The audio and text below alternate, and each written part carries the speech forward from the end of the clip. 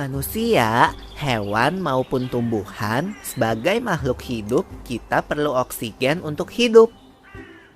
Waktu bernafas, kita mempunyai organ-organ yang bekerja sama dan membentuk sistem organ yang bekerja mengatur oksigen yang ada di lingkungan hidup sampai pada setiap sel yang kita butuhkan. Oksigen ini tidak tersedia di dalam tubuh makhluk hidup.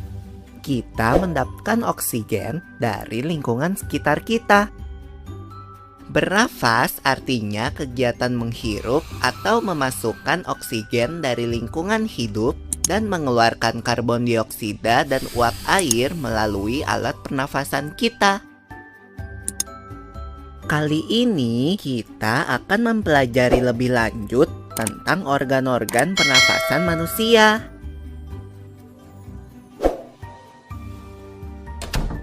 Lula, kamu tahu enggak kalau alat pernafasan kita terdiri atas hidung, pangkal tenggorok atau laring, batang tenggorok atau trakea, cabang batang tenggorok atau bronkus, dan paru-paru. Iya, Pipo. Melalui lubang hidung, udara mendapatkan jalan keluar dan masuk ke dalam tubuh kita. Tapi, selain itu, udara juga dapat keluar masuk melalui mulut loh. Namun, jika kita bernafas menggunakan hidung, akan lebih baik loh, Pipo. Karena terdapat lendir dan rambut-rambut halus. Rambut-rambut halus ini berfungsi untuk menyaring udara yang mengandung debu, kotoran, dan kuman penyakit. Benar sekali, Lula. Selaput lendir berfungsi untuk mengatur suhu udara yang akan masuk ke paru-paru dan mengatur kelembapan udara agar sesuai dengan kelembapan tubuh. Hidung juga jalur yang langsung terhubung dengan alat pernafasan berikutnya, yaitu tenggorokan. Tenggorokan merupakan alat pernafasan manusia yang kedua. Pada tenggorokan terdapat laring atau pangkal tenggorok dan batang tenggorok atau trakea. Pada bagian dalam dinding batang tenggorok terdapat selaput lendir dan rambut-rambut halus yang selalu bergetar yang berfungsi menghalangi benda-benda asing yang akan masuk ke paru-paru. Pernahkah kalian tersedak? Kamu pernah enggak, Lula? Pernah banget, Pipo. Itu kenapa ya, by the way? Tersedak merupakan gerak refleks untuk mengeluarkan kembali benda atau makanan yang masuk ke saluran pernafasan. Oh, aku tahu. Gerak refleks adalah gerak cepat dan otomatis yang menanggapi rangsangan dari luar organ, kan? Iya, Lula. Kemudian pangkal tenggorok yang disebut juga laring menghubungkan hidung dengan batang tenggorok atau yang biasa disebut trakea.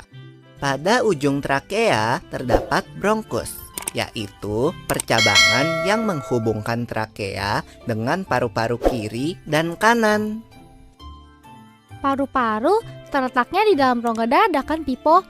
Jika kita menghirup udara, maka udara masuk ke paru-paru. Lalu kemana lagi ya? Melalui bronkus menuju cabang dari bronkus yang disebut bronkiolus dan berujung pada gelembung paru-paru yang juga disebut dengan alveolus. Pada alveolus ini kan yang terdapat pembuluh darah, di mana terjadi pertukaran gas oksigen dengan karbon dioksida.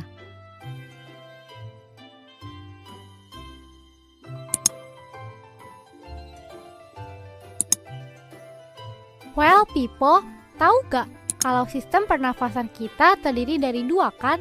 Yaitu sistem pernafasan dada yang umum kita lakukan dan juga sistem pernafasan perut. Jelasin dong, Pipo, apa sih perbedaan detailnya? Pernafasan dada terjadi karena gerakan tulang rusuk oleh otot-otot antar rusuk. Pengambilan udara terjadi saat otot antar rusuk berkontraksi atau mengerut, sehingga tulang rusuk terangkat ke atas menyebabkan rongga dada dan paru-paru membesar. Oh begitu, berarti pengeluaran udara terjadi saat otot antar rusuk berelaksasi atau mengendur. Saat itu, tulang rusuk turun ke posisi semula, menyebabkan rongga dada dan paru-paru mengecilkan. Ya, benar sekali. Lalu menurut kamu, bagaimana dengan pernafasan perut kita, Lula? Aku belum yakin banget sih, Pipo. Jelasin dong. Pernafasan perut terjadi karena gerakan otot diafragma, yaitu sekat yang membatasi antara rongga dada dan rongga perut. Pengambilan udara terjadi saat otot diafragma berkontraksi. Posisi diafragma mendatar menyebabkan rongga dada dan paru-paru membesar. Berarti pengeluaran udara terjadi saat otot diafragma berelaksasi. Posisi diafragma melengkung ke atas, lalu menyebabkan rongga dada dan paru-paru mengecil. You're right, Lula.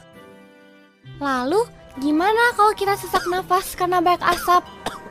Itu akan kita bahas lagi dalam video selanjutnya.